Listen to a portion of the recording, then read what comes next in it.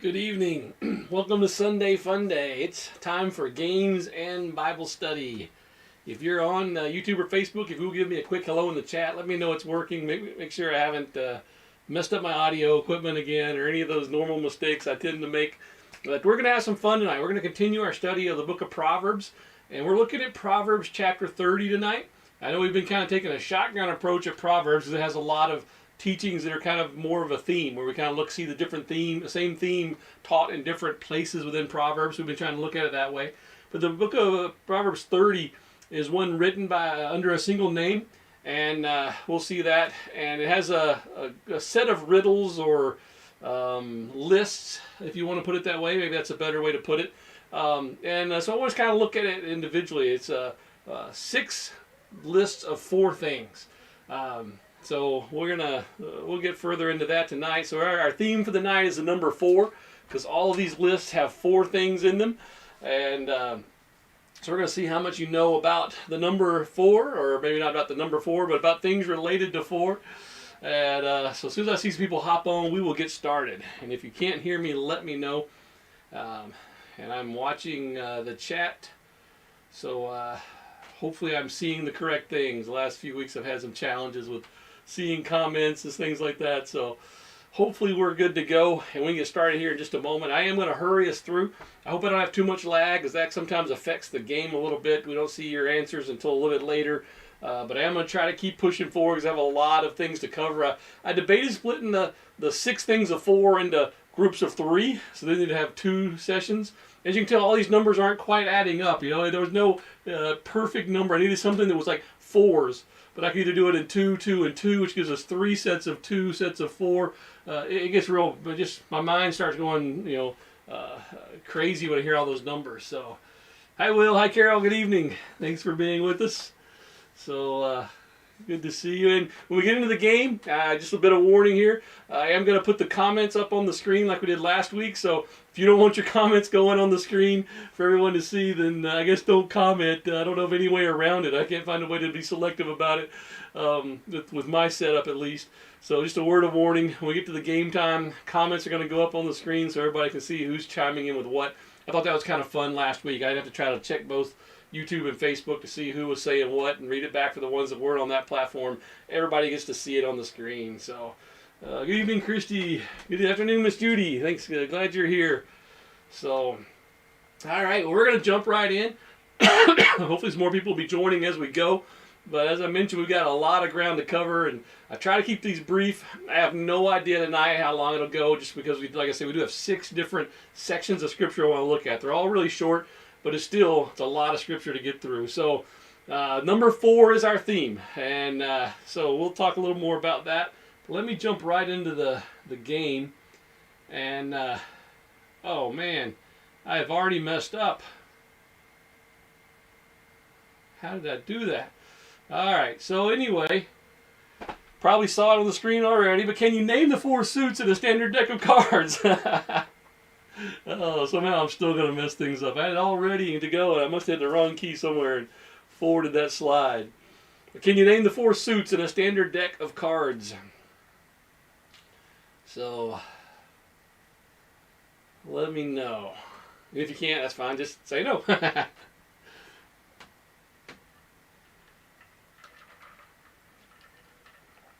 There are 4 suits in a standard deck of cards. Can you name them? Hope I can move this next screen. All right. Christy's going clubs, diamonds, spades, hearts. All right. I'm guessing everybody's just going to go with that as well, since that's what was on the screen there for a moment. I was hoping maybe people didn't see it fast enough.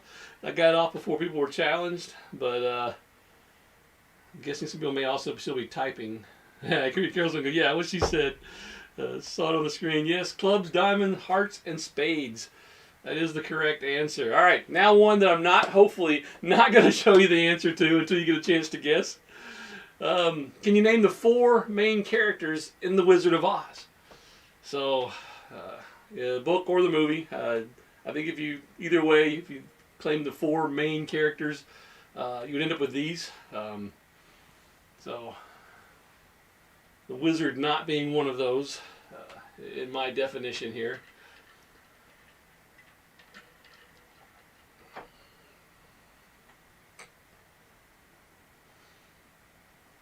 Who are the four main characters in The Wizard of Oz? I'm showing I got a good internet connection, so I'm hoping things kind of pop right on in, come through quickly. All right. Oh, Miss Judy, I see your response to the last question. That one came in a little slow for me, so yes, clubs, diamonds, hearts and spades. All right. Who Knows Their Wizard of Oz? This is a movie I enjoyed watching when I was younger. All right, Christy's going The Lion, Tin Man, Scarecrow, Dorothy, and she wants to throw Toto in there as well. Will goes with Dorothy, Tin, Woodsman, the Cowardly Lion, and the Scarecrow. All right. Will, I think, is going more from the book than the movies by going with the Tin Woodsman, so I like that.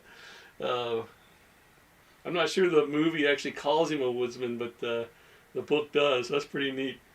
All right, and if you're still typing, I guess you're too slow because we've already got 2 correct answers in here. 2, 3, 4, and trying to make sure I do this without giving it away. It is correct. Dorothy, the Cowardly Lion, the Scarecrow, and the Tin Man. And one of the great quotes from that story. I see Carol's all right. Carol had it too. I'm sure some more are coming in as I'm seeking. One of the great lines from that story, I think, is where Dorothy, towards the end, says, "If I ever go looking for my heart's desire again, I shouldn't look further away than my own backyard." And I like that. I like that aspect of the movie. That basically the wizard teaches her that everything she was looking for, she already had. She just didn't realize she had it. So nice, kind of a bit of a proverb-esque type of a story there. There's lots of little nuggets, I think, in that story, The Wizard of Oz, as well. Little side stories as well. So, all right, Miss Judy got them too. All right, so everybody knew The Wizard of Oz. Good job. All right, next question. Can you name the 4 seasons? You can see my theme here. All these questions are about groups of 4. So that's our number for the night. All our graphics have 4 or something on it. We got 4 pineapples with this one. Can you name the 4 seasons? And you don't have to type them all in the same comment if you don't want to. You can type in one at a time if that makes it easier. Whatever's easiest for typing. I know sometimes typing a lot of these on a phone or something can be a bit tedious.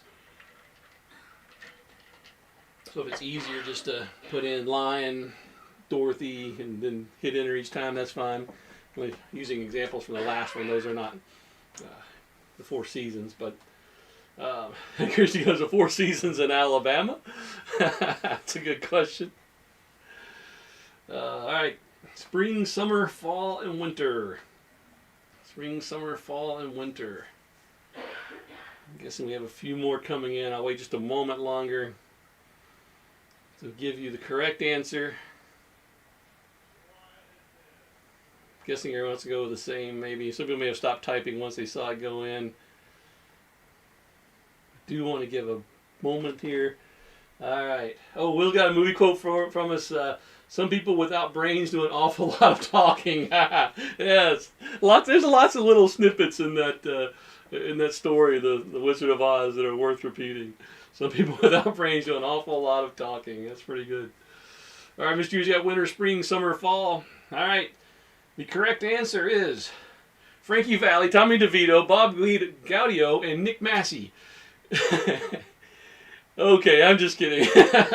That was the 4 seasons if you capitalize it. No, the question I asked originally didn't have that word capitalized, but there is the music group named the 4 Seasons. You get bonus points if you can name me a 4 Seasons song before I read them off to you. Before we go back to the actual question and the answers that y'all gave us. Anybody know a 4 Seasons song? I'm going to give you some, but I want to give you a chance to weigh in if you happen to know one.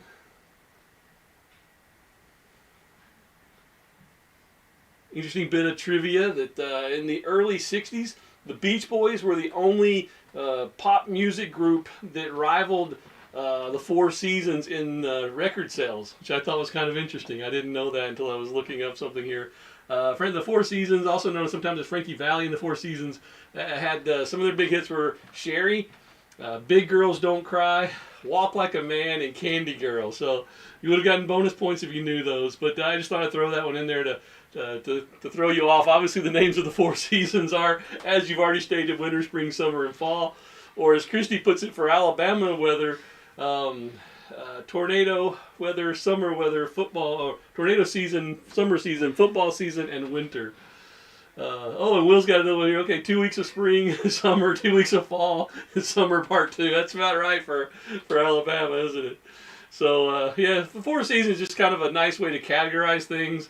I guess it's more for categorization purposes than anything else here in Alabama, because the weather changes quickly. All right. So I don't think I have any more trick questions in here, by the way, so you don't have to try to second guess what I'm asking here. But can you name the 4 cardinal directions? I know that sounds like a trick question too, doesn't it? If you're not familiar with that terminology. Name the 4 cardinal directions. I was amazed as I started looking for the game here at how many things come in groups of 4.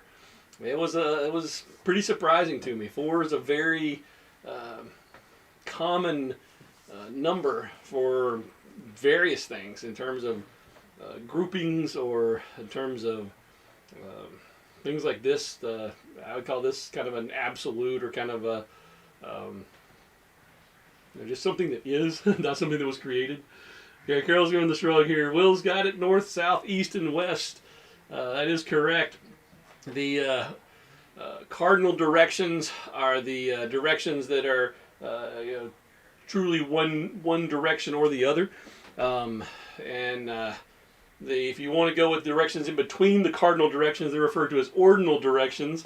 So that would be things like northeast, southeast, southwest. They're in between those 2 cardinal directions. And if you get in further in between those, you end up with secondary intercardinal directions, which would be like north, northwest, north, northeast, etc. Once you get past southwest or northwest or some of those terms, I just get lost.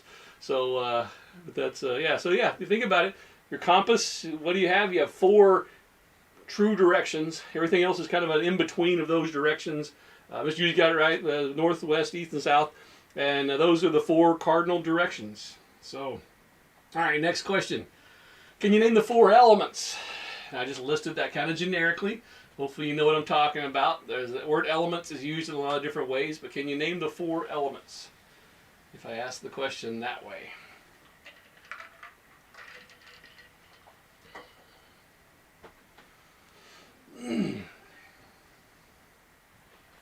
This is another one that you hear from time to time about the 4 basic elements, or another way to put it. These are not your periodic table of elements. Earth, air, fire, and water. Okay, yeah, Will knew what I was talking about as soon as I said it. Hopefully everybody else did as well. Earth, air, fire, and water are generally referred to as the 4 elements that kind of everything falls into. If you were thinking elements in terms of, like I mentioned, the periodic table of elements, so you have a whole bunch of those you had to learn in school. There are actually, I'm sure you said I should have been a teacher. I don't know about that. I would enjoy teaching, but I just don't know how to be good at it. If you're thinking about the periodic table of elements and that type of thing, there are actually 4 of those that make up 90% of the human body. So carbon, oxygen, hydrogen, and nitrogen. So I thought that was kind of interesting that you can get most of our makeup within 4 those elements. And then obviously there's 4 things that are traditionally referred to as the 4 elements: earth, air, fire, and water. So, all right, next question. Can you name the 4 mathematical operations? Do you ever think about that? Math has 4 basic operations you can do. There's a lot that can be done within those, obviously, that expands out from there. But can you name the 4 mathematical operations?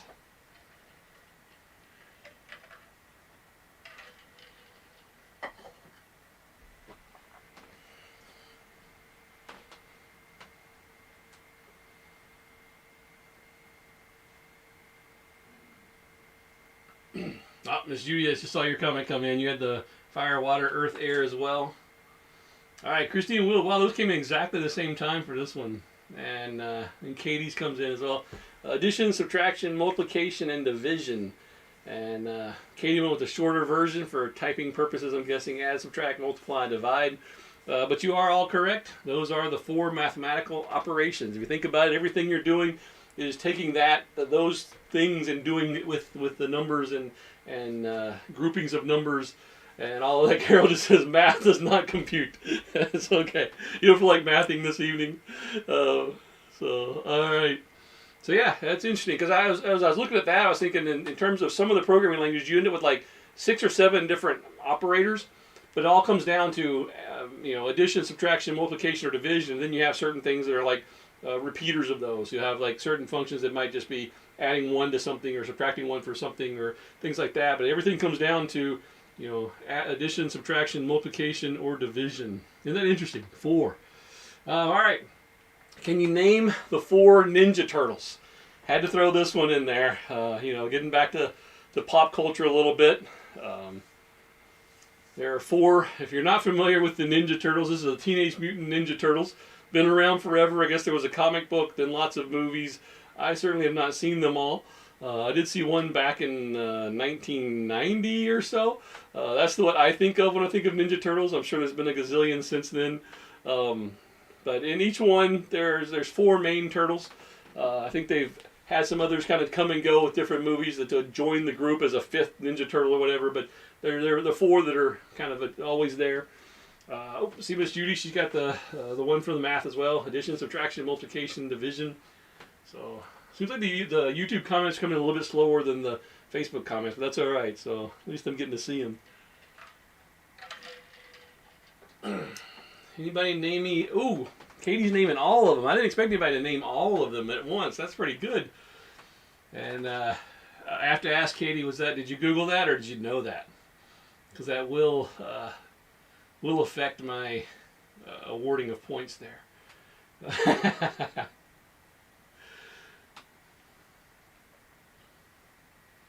I guess I shouldn't have been so impressed early on. Now let everybody know that you did have them correct. I should have acted like maybe they were or maybe they weren't correct, but just shocked me that Katie knew all 4 of them right off the bat. I expected people to know like a few of them. Yeah, Katie says she knew them. All right, good job. I'm impressed. Christy did what I thought most people would do. Like, yeah, I know a couple of them. There's Leonardo, there's Michelangelo, and some others. I guess I should put them up there in case people can't see the comments. They're kind of small there. Was Michelangelo, Raphael, Leonardo, and Donatello. And as you probably have noticed from the names, they are Renaissance painters. So the one you forgot was Leonardo until you remembered it was similar to my middle name. Well, okay. All right. Carol knew them. All right, good job, Carol. Didn't know how to spell Raphael and Donatello, and forgot Donatello. Okay, yeah, Donatello to me is the one that's hard to remember because he's not as involved in a lot of these. He's the techie one that kind of does all their technology and stuff, and so he kind of gets left out of some of the bigger scenes. So I was just impressed people knew how to spell Michelangelo because that was really the hard one. Miss Judy knew him as well. All right, good job. Wow, everybody knew the Ninja Turtles. I didn't expect everybody to know that. I thought I was kind of pulling one out that might catch people off guard there, but everybody knew that. But as you notice, they're Renaissance painters. Splinter, the mouse or the rat that trains them to fight as a ninja, found those names in a book of Renaissance painters, and so he gave them each a name. Bonus points if you know their favorite food. Anybody know the favorite food of the Ninja Turtles? While I'm waiting on that, I'll give you an interesting tidbit that I found when I was looking things up.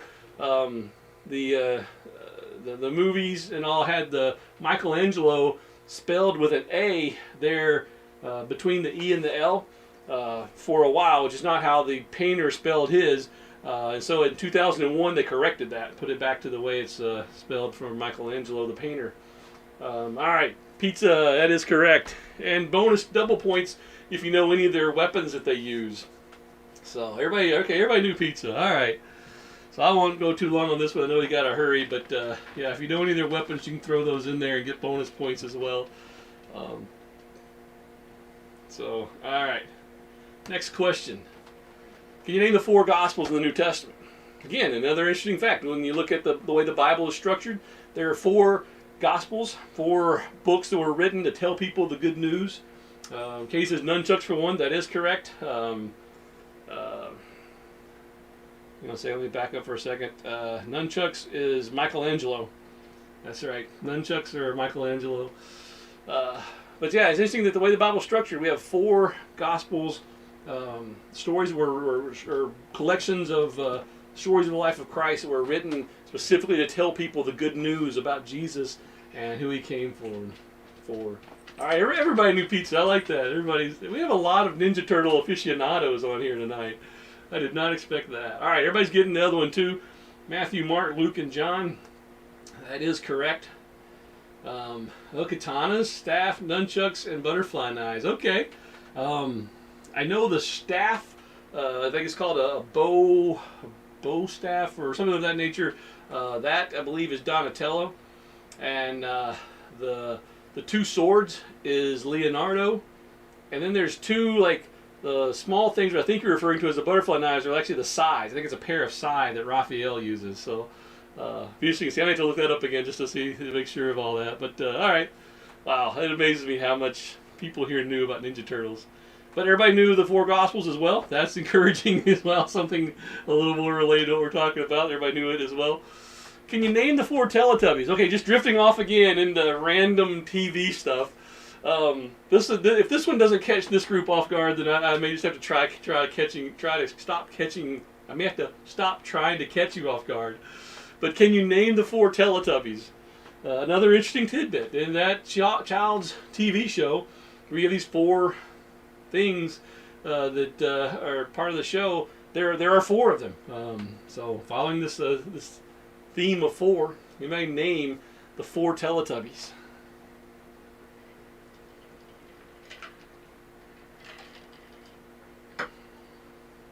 Another tidbit, Teletubbies are one of the shows Christy did not let the kids watch. There are certain kids shows that Christy just found too annoying to even let the kids watch because she didn't want to hear it playing, and Teletubbies was one of those. Alright, Katie knows there's a Tinky Winky, Lala, and Dipsy. It doesn't know the red. Oh, you even know the colors. Alright. Oh, Christy, no, we don't go there. No Teletubbies. Yeah, because the Teletubbies were banned at our house. Christy would not even let them have it on TV. People couldn't give them Teletubby gifts. That was just one she was not putting up with. So, and Christy's disappointed because Katie happened to know. And Carol knows the other one, Poe. All right, you guys are good. Tinky Winky, Dipsy, Lala, and Poe. And Katie apparently can tell us which color they are, because apparently, like the Wiggles, each one has their own color, so you can tell which one is which. So I'm guessing the red one must be Poe, if that's the one Katie couldn't think of, and Carol came in with it. So yeah, bonus points if you know the place where the Teletubbies live and play. And if you know what that place is called, you get bonus points. And in that place, Chrissy's still just face palm, like, oh, I can't believe Katie knew that. If you know where they live, that place has a sun that has a baby's face in the sun, and it's laughing and cooing the whole time.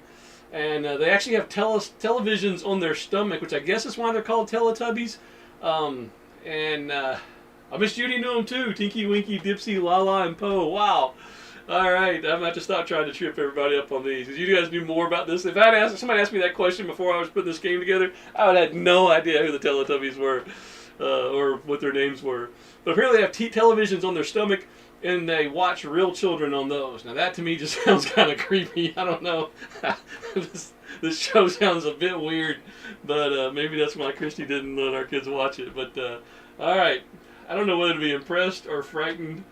Oh, Miss Judy Googled it. Okay, that's how you knew Teletubbies. All right, I think that makes me feel better. All right, moving on to our list of 4. Can you name the 4 presidents that are on Mount Rushmore? Can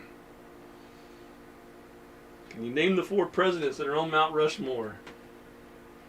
Now, see, Christy, this is one Katie should know because she's actually been there, but instead she knows the Teletubby names and not the names of the presidents on Mount Rushmore.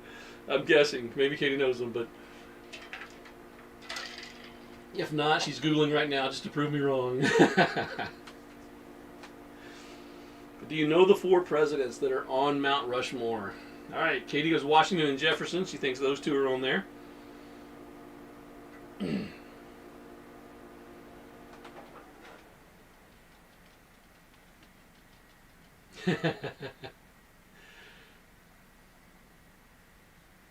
Yeah, I guess Katie admits she doesn't know the names of the presidents that are on Mount Rushmore.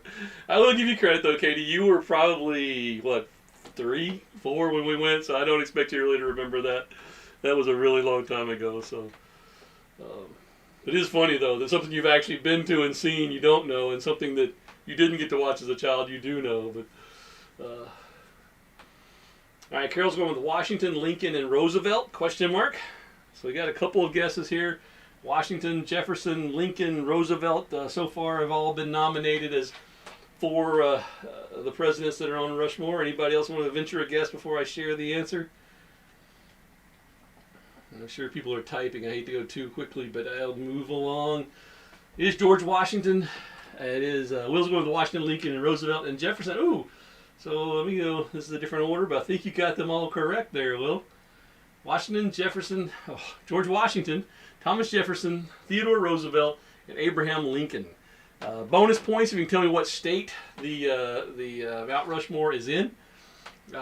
Washington was chosen because he was viewed as our nation's founding father. Obviously, Thomas Jefferson was chosen because he represented expansion. He's the president that signed the Louisiana Purchase and was also one of the authors of the Declaration of Independence, of course. Theodore Roosevelt was included because he represented conservation and the industrial blossoming of the nation. Miss Judy knew him as well. Good job. And Abraham Lincoln was included because he led the country through the Civil War and believed in preserving the nation at any cost. So that's the reason they were chosen. South Dakota is correct. Christy, bonus points there for knowing where it was. All right, good job. But you guys are good at groups of 4 things. Oh, and there's the Mount Rushmore itself, in case you wanted to validate. Those are, in fact, Washington, Jefferson, Roosevelt, and Lincoln. And all right, a couple of random questions here to wrap out our 4 theme before we move into the Bible study. Anybody know a golf expression that is a homophone of one of our number? This should be like the easiest question in the world, but I tried to make it sound difficult. Anybody know a golf expression that's a homophone of our number? And the spelling does matter.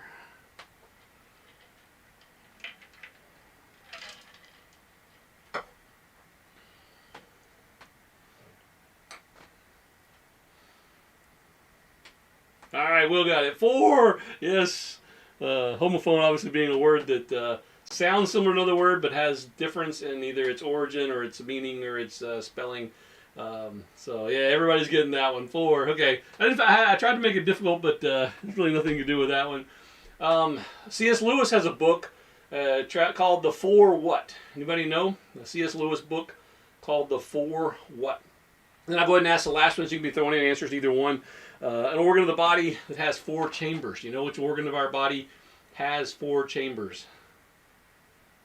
So,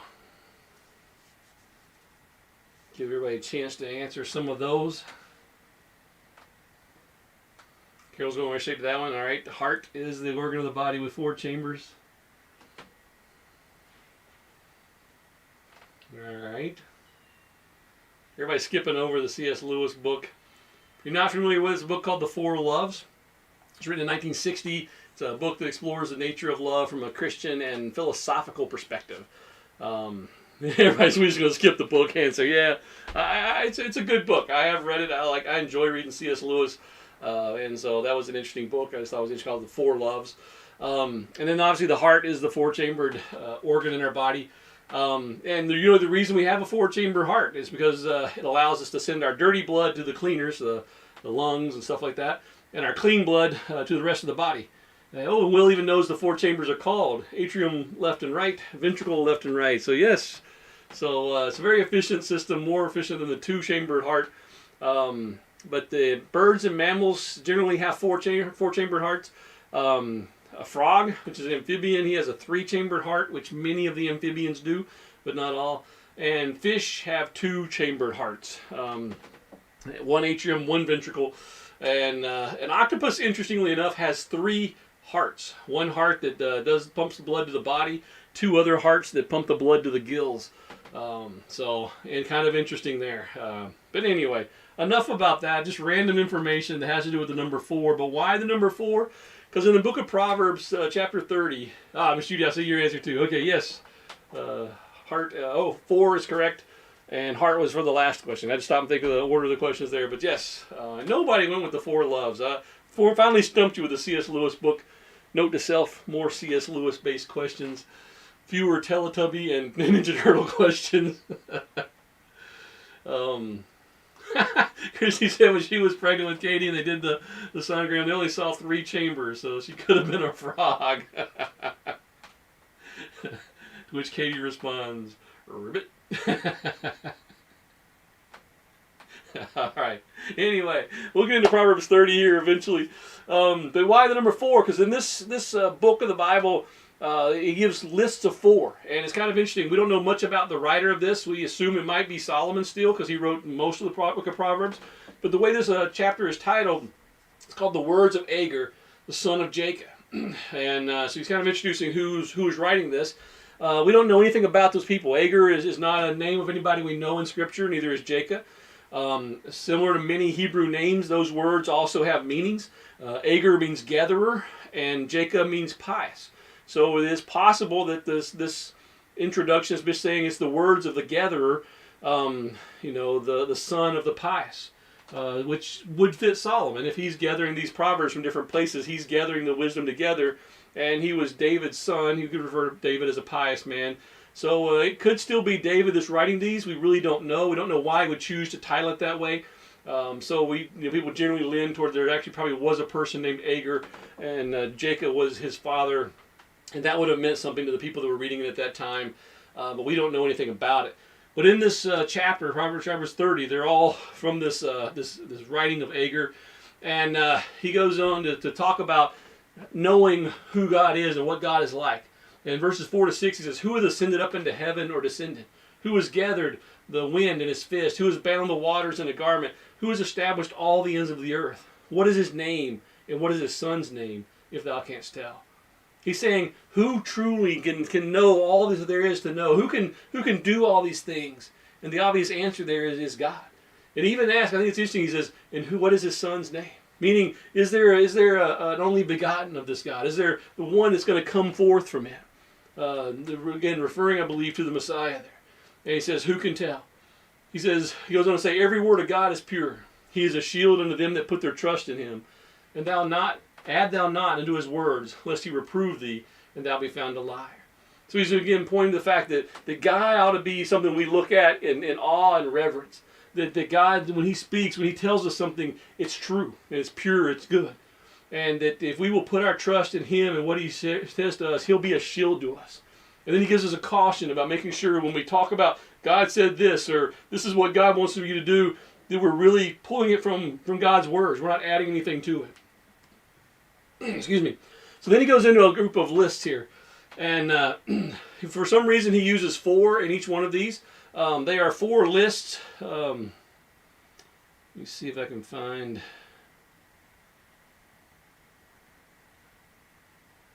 Okay, here's where I need to be. The thing I like about this is that each of these groups of 4 observations, they all have something in common. That something is the theme that kind of ties that group together. And I like what Rob Harbison had to say about these proverbs and how they're grouped together. He said this, "These observations from nature and people shed light on human behavior, conveying moral truths the reader must meditate on and extract after much thought. They're brain teasers that do not press their lessons strongly on a person, but after putting forth the effort to understand them, they are deeply etched in the mind." I really like that. I think that's what they're doing here, and that's one reason we're not going to spend a whole lot of time on each one, because I really think it's one of those things you kind of read through and let it sink in, and then you go back and you kind of think it over later and let it come back to you. And I encourage you, if you're looking for something to read this week in terms of your scripture reading, go back to Proverbs 30, read through some of these, and really kind of say, okay, what is this teaching me? What can I get out of this? And so here in the Proverbs 30 verses 11 to 14, we see four groups of evildoers, four people that he says, we need to watch out for. Proverbs 30:11 says, "There is a generation that curses their father and does not bless their mother." He's talking here about ungrateful people. He's talking here about people that would not, their parents have done for them, and they just kind of, I didn't need that. I didn't want that. I don't, they would put them away. So that's what he means when he says they're cursing their father and does not bless their mother. They're ungrateful for what their parents and the people that raised them have done for them. Verse 12, "There's a generation that are pure in their own eyes, and yet is not washed from their filthiness." Here he's talking about self-righteous sinners. He's talking about people that say, you know what, I'm pretty good. I'm all right. I'm better than so-and-so. I'm better than other people. And yet they're still sinners. They're still things that they're not washed of their filthiness, he says. As I was reading that, I was thinking about when Jesus came, the scribes and Pharisees, that's kind of how Jesus referred to them over and over. He called them whited sepulchres. Like they were just empty tombs on the inside, but they were painted up on the outside to look really nice and pretty. And so that's what he's saying here, that that's something you want to stay away from. He goes on to say the other two things in this group. "There is a generation who have lofty are their eyes, and their eyelids are lifted up." You ever know anybody that's just proud, arrogant? He's warning us here. We don't want to be those people. We don't want to associate. He's grouping these together, saying there's a generation, there are groups of people that are like this, and we want to stay away from that. We want to be careful of pride. And we see that as a theme throughout the book of Proverbs as well, that pride can lead to our downfall. But then lastly, he says there's a generation whose teeth are as swords and their jaw teeth as knives, to devour the poor from off the earth and the needy from among them. These are covetous, greedy people. People that just want. They're willing just to eliminate anybody that's in their way. Even if they have to take from the poor to get more, they're willing to do it. Because they just want more and more and more. And so he's warning us about that inability to be satisfied. And then he kind of transitions into something that talks about that. 4 things that are never satisfied. So he's kind of leading from one to the next here. So here are 4 things that are never satisfied. He opens this up talking about, he says, "The horse leech has 2 daughters crying, 'Give, give.' There are 3 things that are never satisfied, yea, 4 things that say not, 'It is enough.'" Now that word leeches, that word that's translated as horse leech there, it's a pretty obscure word. It's not used very many places. It's not used anywhere else in Scripture. And it's just kind of, it's not known as well. It means bloodsucker, basically is what it means. So that's why it's been translated here as a horse leech. But that's, he's talking about, that type of insect. I don't know, that's an animal, I guess. Leech is actually an animal that attaches on and just sucks the blood and the life out of something, and gives that indication there of it having offspring. They're going, "Give me more, give me more." For those of you that love fantasy, I'll kind of wander off base here for just a moment, even though we're kind of going overtime. Those of you who love fantasy and stuff, some people tried to take this and turn that word into like a vampire or some kind of fantastical creature. But if you'll recall, earlier in the book of Proverbs, he warns us about adding things to Scripture that aren't there. So I'm not going to go there, but just to those of you that like that kind of stuff, the word just means bloodsucker. So that's why some people have kind of taken that and run with it.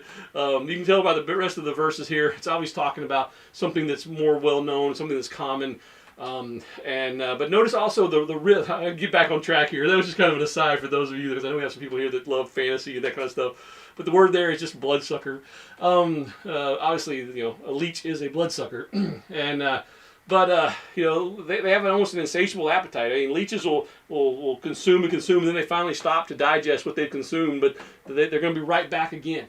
But notice the rhythm here. He says that he has 2 daughters, and there are 3 things. Yea, 4. He's kind of 2, 3, 4. It's kind of like he's leading into this, almost like you're starting up a song here. A 1, 2, 3, 4, and then he goes, the things that cry, "It is not enough."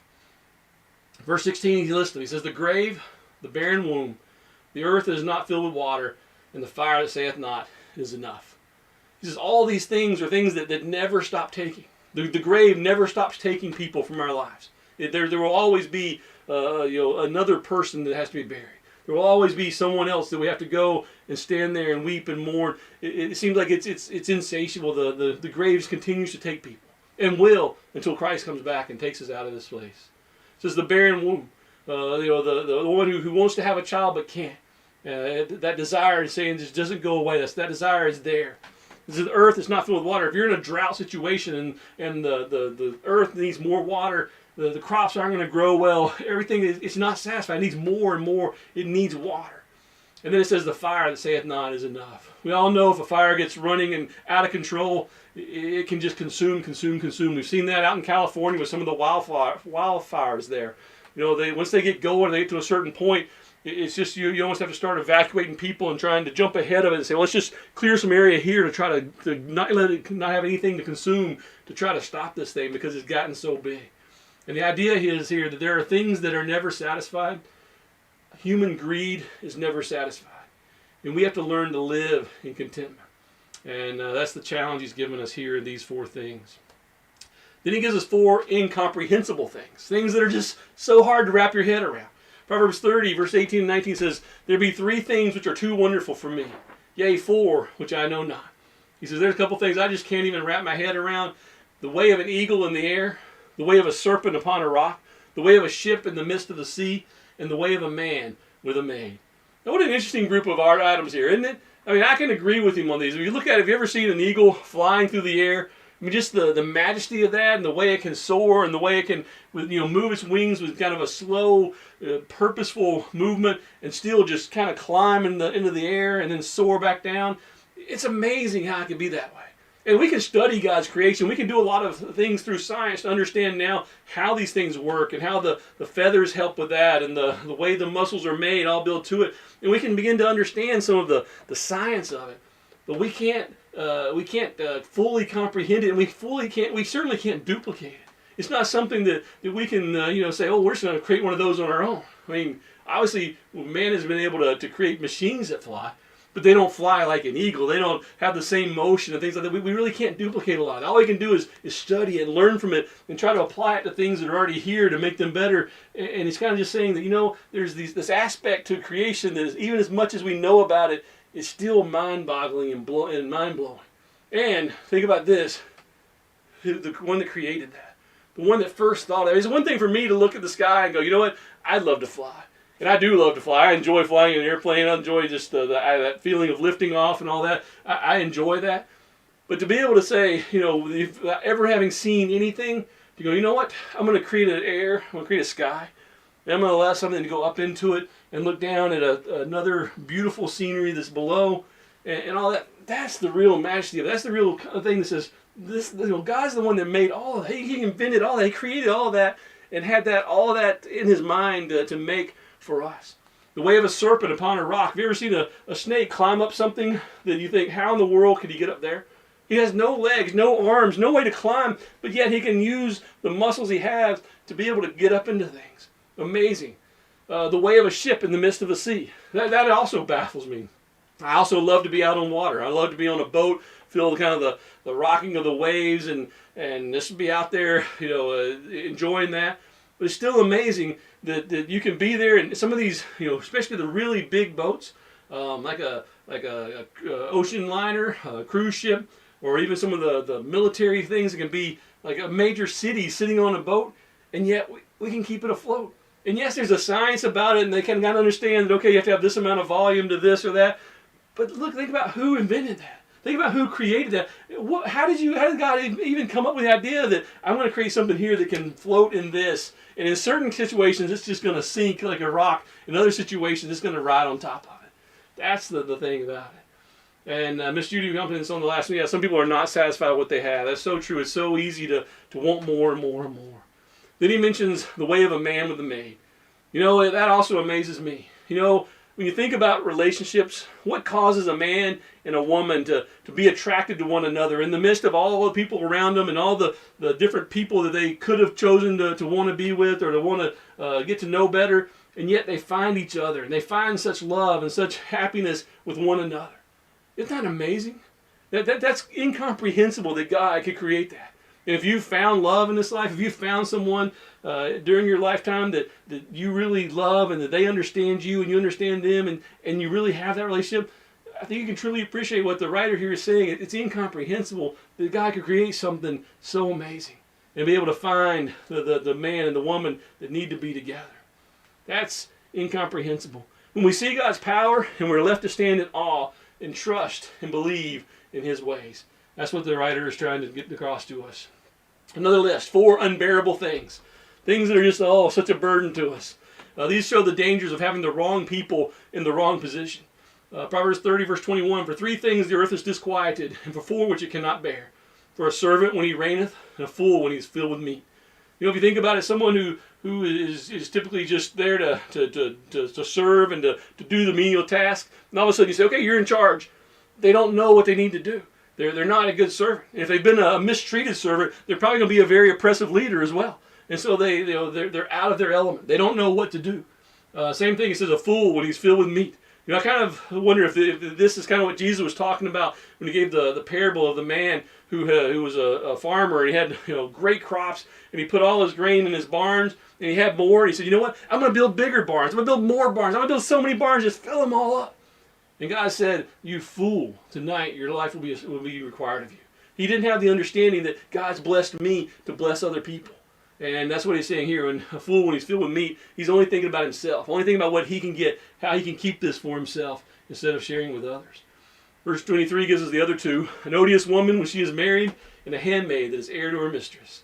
That word for odious just means someone who's not likable, someone who just I think even definition in the dictionary refers to hated or things of that nature. You have a woman that is hard to get along with. She's going to be even harder to get along with when you're married to her, is what that's saying. That things are going to get worse. And then it says a handmaid that's heir to her mistress. The one who's been taking care of the lady of the house. Now she is the lady of the house. And that idea that sometimes when people are all of a sudden have just great fortune that they didn't have before, they have a hard time managing, have a hard time keeping it. We hear so many stories of people that win the lottery and then several years later they're broke because they didn't have that progress of learning and earning that and moving into that slowly. It was just all of a sudden it's there and it becomes overwhelming. That's what he's saying here, 4 things that are unbearable. 4 small but wise things. Now what J. Vernon McGee says about this, now we go to the zoo. And he gives us 4 things here that are small but wise. We sometimes minimize the worth of small things. Proverbs 30 verse 24 says, there be 4 things which are little upon the earth, but they are exceeding wise. The ants are a people, not strong, yet they prepare their meat in the summer. We like strength, we like power. But this proverb is showing us that sometimes it's wisdom, not strength, that is the key to success. And the answer, the first example he gives here, the answer shown in Scripture as being industrious and wise. Back in Proverbs 6, it said, go to the ant, thou sluggard, consider her ways and be wise, which having no guide, overseer, or ruler, provideth her meat in the summer, and gathereth her food in the harvest. It says even the ant knows to work ahead of time and get things. They're also known as wise here. It says that these ants are small, but they have a lot of wisdom. They're not strong people, but they prepare their meat in the summer. It goes on in verse 26. The conies are but a feeble folk, yet they make their houses in the rocks. Now there's a couple words for conies. I think the British had a word for coney, which is like a rabbit. That's not what he's talking about. The word here for coney is what's generally referred to as a Syrian hyrax. It's kind of a rock badger of sorts. And it does not a very strong animal. It doesn't have the ability to defend itself very well. But what it does, it goes up in the rocky cliffs and the mountains, and it hides up in the real inhabitable parts of the climate where other animals don't even want to go just because it's so rough and hot and dry. And these animals thrive there because they can get there and be protected simply by where they're at. And it finds its protection in isolation. Psalm 104 verse 18 talks about that. It says the high hills are a refuge for the wild goats and the rocks for the conies. Talking about how if we rely on God, He'll be our protection. The same way that these creatures go up into the high rocks, get out of the way of all the dangerous animals, and kind of enjoy their life of solitude there because they've found a way to stay safe, even when they don't have the means, wherewithal, to be able to fight off the other animals that might want to attack them. And then it says the locusts have no king, yet they go forth, all of them by bands. I find it interesting when we talk about the locusts there. We know the way locusts can destroy an area. We've seen that from other parts of Scripture. We've seen it from even the world around us, that if locusts come in, and there's lots of different types of locusts, but generally it's some breed of a grasshopper or something of that nature, and they fly together. There's actually 2 stages of the development that happens there. And Mr. Jesus, people should go outside and enjoy what God has made. Me and boats don't go together. Rocking makes me seasick. I can understand that. A lot of people do get seasick in a boat. I'm one of the few people that actually enjoys that motion. But yeah, I can see if that has the opposite effect on a lot of people. But with the locusts, there's stages when they're a nymph. It's called the gregaria nymph. And during that time, there's later on they'll become very solitary, very on their own, off by themselves. But in this nymph stage, they have this attraction to find others that are just like them.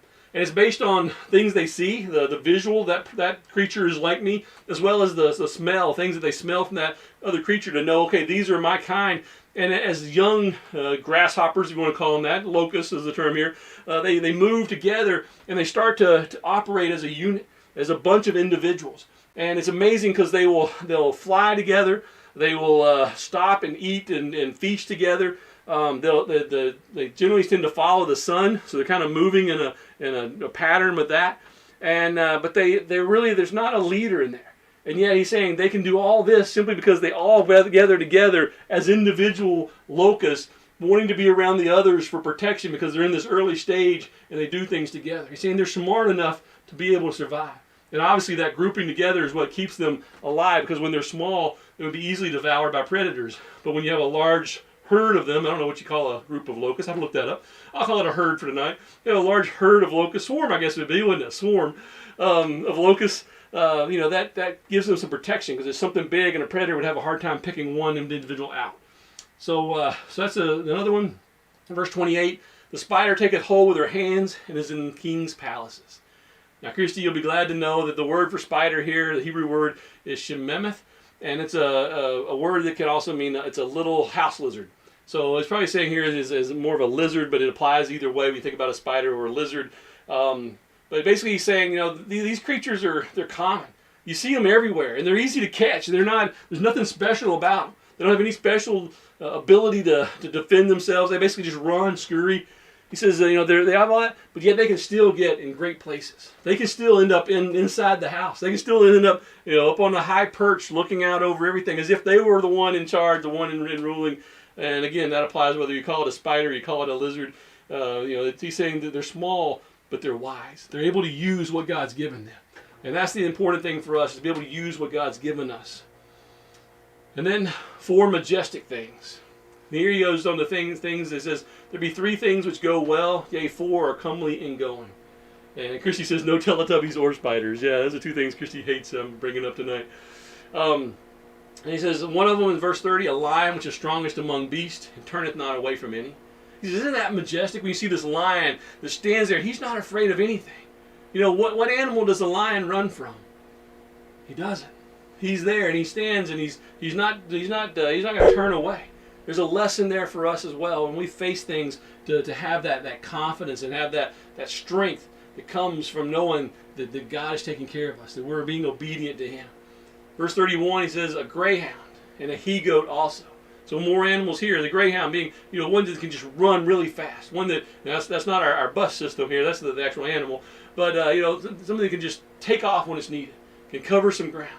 And a he-goat, a goat that can climb up in the rocks and get up on things and survive. And he says they're majestic when you watch them, on these rocky mountainsides. And these goats get up there, and then goats get up there. What's the plural of goats? Goats? Yeah, these goats get up there. For some reason I want to call it plural of goats, goat.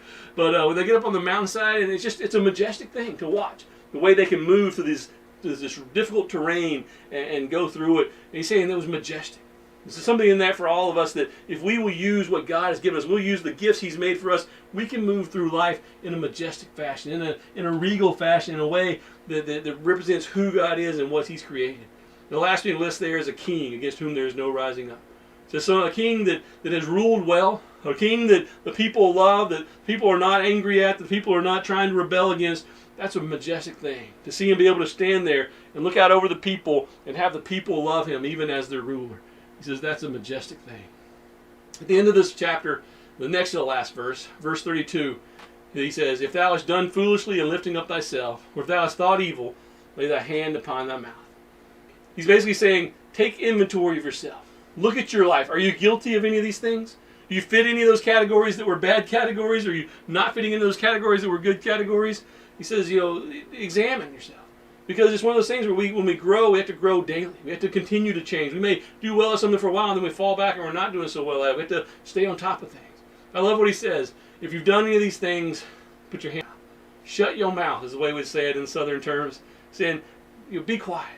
Take a moment to humble yourself and just stand there. You know, I thought when I think about that, lay a hand on the mouth. I think of the reaction that Isaiah got in that vision when he sees the throne of God, and he says he saw, God the high and mighty lifted up.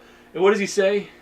When the angel reaches down, puts the coal on his tongue, he says, "Woe is me, for I'm a man of unclean lips." He was saying, "I have nothing to say." That ought to be our response when the Bible speaks to us, when it challenges, when it pricks our hearts and says, we need to grow in that area. We need to just kind of close our mouth and say, "Okay, God, teach me. Okay, God, show me." The proud won't do that. The proud will keep on talking. The proud will come with an excuse. The proud will find some reason to say, "Well, no, it's not exactly like that. It's more like this." We just need to listen. Stop and listen. And let God grow us. Hope you've enjoyed that. I thought it was amazing. We had all these lists of 4. I don't have any significance there. Know what is the significance is of having lists of 4, but he did that. The fact he did 6 of them 4 times really threw me off. I was hoping to be 4, but either way, hope you enjoyed that. I know I got a lot out of it when I was going through it. But that's Proverbs 30. So a lot of challenge there for us to be humble. A lot of challenge for us to be the kind of people we would want to be around, and a lot of things for us to think about there in those verses. Hopefully you'll be able to go back and think through those lists and say, what's God really showing me about that? What's he really trying to say? How can I make that into my life? Hope you all have a great week. If I can be of any help, don't hesitate to reach out. Give me a call or a text or a message, and we'll talk again next Sunday. But I love you all. Have a great week.